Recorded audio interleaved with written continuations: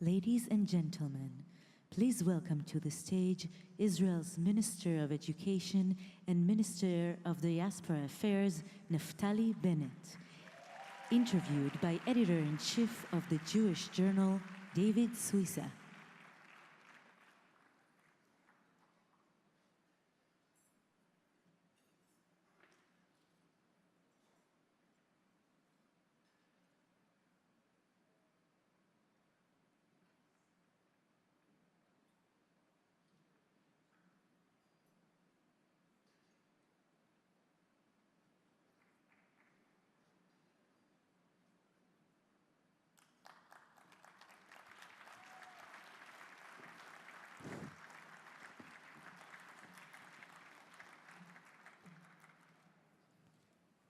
Thank you. For the 2 or 3 people in the room who don't know what Minister Naftali Bennet, please allow me half a minute to tell you more about him. Naftali Bennet is Israel's Minister of Education and Minister of Diaspora Affairs. He's also chairman of Habayit HaYehudi, the 3rd largest party in the government, and a member of Israel's inner security cabinet. Before entering politics, he co-founded and served as CEO of Ciota, an anti-fraud software company, which was sold for $145 million in 2005, and today it employs over 300 people in Israel. As a commander in one of the IDF's most elite commando units, he has led soldiers on counter-terror operations deep behind enemy lines. Today, he holds the rank of major and is an active reservist in the IDF's elite General Staff Reconnaissance Unit, better known as Sayeret Matkal. He grew up in Haifa, was active in Bnei Akiva youth movement, received his law degree from Hebrew University in Jerusalem, and most importantly, he's married to Gilad, who's a professional pastry chef, and they have 4 beautiful children and live in Ra'anana. We're so delighted to have you with us, Minister Bennett. Great to be here. Erev Tov, great to be here. What keeps you up at night? The future of the Jews in Israel and the future of the Jews abroad. In Israel, the big picture is it's looking good. Israel is on a very good trajectory from an economic standpoint, technology, security. We do have a few bad neighbors, but we're on top of things, and I'd say that over the next couple of years, we have to check Iran. But what really keeps me up at night is the future of Jews outside of Israel. You know, when I look at the 100-year litmus test, how do we keep the eternity, Netzach Israel, of Jews, especially in America? And as Minister of Diaspora, by the way, Minister of Diaspora means basically I'm your minister, so good to be here. You're accepted. How do we ensure that we have a vibrant, powerful, strong Jewish community here in the United States and across the world? It's vital, first of all, for one reason, because of Netzach Israel, because of the eternity of the Jews, but also it's in Israel's national security interest to have a powerful diaspora. And for the first time in Israel's history, we're reversing the role. It used to be, as Miri said, she said the Salach Shabbat, it used to be that if I see an American Jew, either open up your wallet or make aliyah. If you're not going to donate or make aliyah, well, nice to meet you. Today, Israel is strong, and to some extent, the roles have reversed. It's our national mission to strengthen the bonds between Jews all around the world, especially in America, and Jews in Israel. So that's what keeps me up at night, and that's what we do to fix it. Well, you know, this is a paradigm shift, because for many, many, many years, the whole emphasis was on Israel Asbara, right? Let's get the talking points, let's make the case for Israel. And that was sort of seemed to have been the dominant sort of feature, whether it was in Israel or even in America. But it seemed that they were skipping Jewish identity. And what I'm hearing, which is very similar, by the way, there was an event for Birthright at Adam Milstein's house last year, and Sheldon got up to speak about Birthright, and he mentioned Jewish identity. So what people assume was all about Israel was also at its core about Jewish identity. So what I'm sensing is you're not skipping that step anymore, that you understand that the closer American Jews are to their Judaism, the closer they will be to Israel. Absolutely.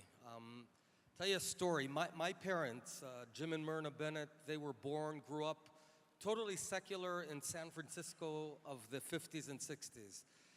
And they were not connected to Judaism or to Israel.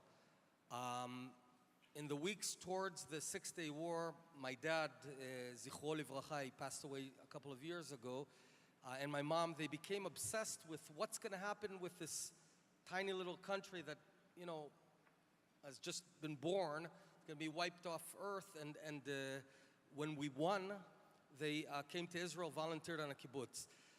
The first time my dad did an aliyah to the Torah, here's what happened. He comes up in Israel to make an aliyah. They ask him, what's your name? איך קוראים לך? Jim. לא, לא, לא, לא, לא. איך קוראים לך בעברית? יעקב. בן 30. That we need to fix. We need Jews to know where they came from.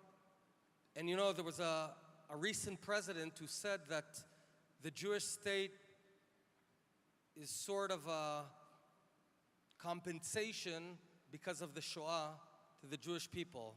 That is incorrect. The Jewish state is not because of the Shoah, it's despite the Shoah. The Jewish state is ours because for 3,800 years, it's been our home. That's it. It's our home. And anyone can open up the book that everyone in the world reads and just see it, in fact, from this very parsha. Amen. You know, I'm a Sephardic Jew. I didn't grow up with Reform, conservative. I just grew up, it's Jewish, right? So it's taken me a while to really understand how different the Jewish community is in America than it is in Israel. If you don't mind me saying, I think Israel is more the Sephardic model, where denominations are just not that important. It's really a sense of Jewish first. So do you see that a possibility, because the IAC is all about Israeliness, but Israeliness also includes an Israeli way of doing Judaism, right?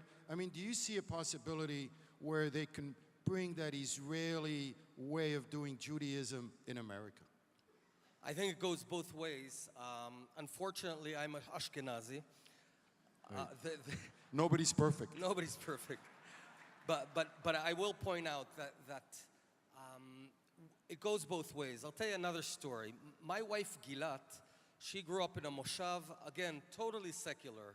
I mean, she was a beauty, so yeah, I fell in love and got married and all. And I tried to show her, you know, how beautiful the religion is and all that. She didn't really buy in.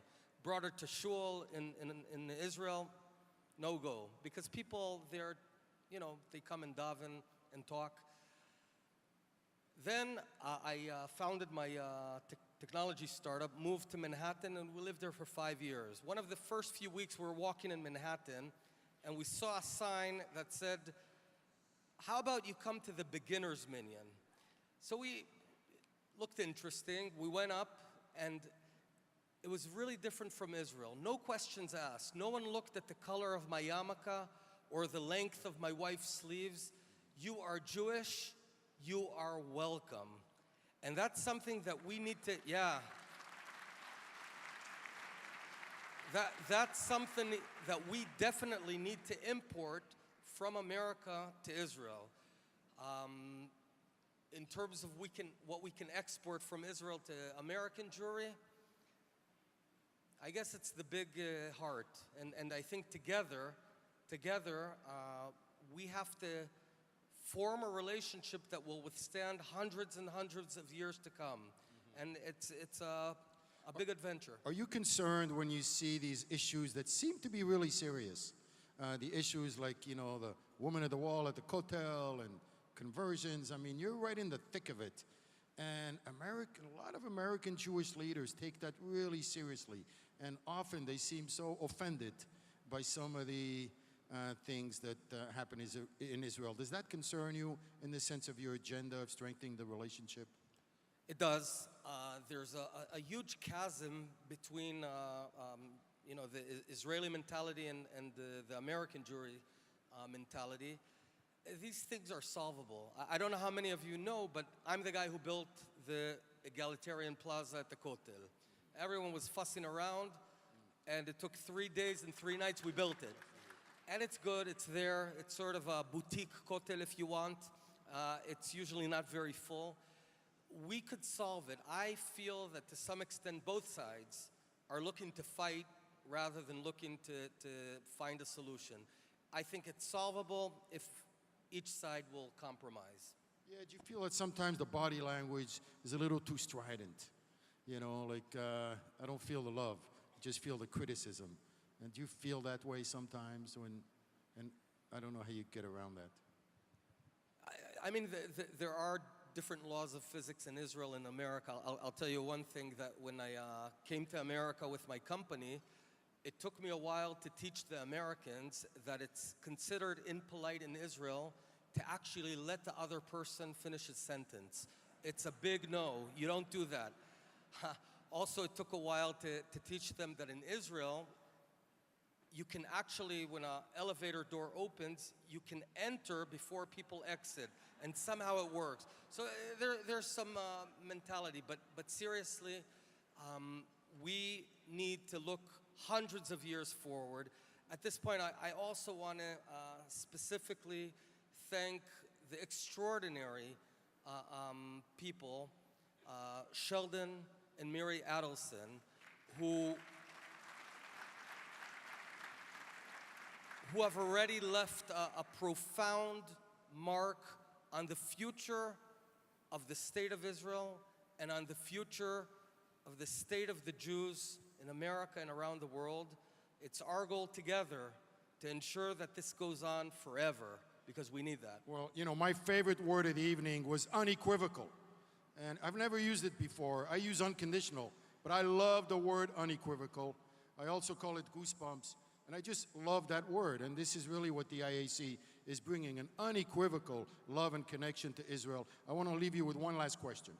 What does success look like if you dream about a stronger relationship between the communities of Israel and the communities of the diaspora, especially America? When you look down the road, whether it's 5 years, 20 years, 50 years, 100 years, what does success look like? What does a stronger relationship look like? How will we know when we're going in the right direction? Well, it's 2 levels.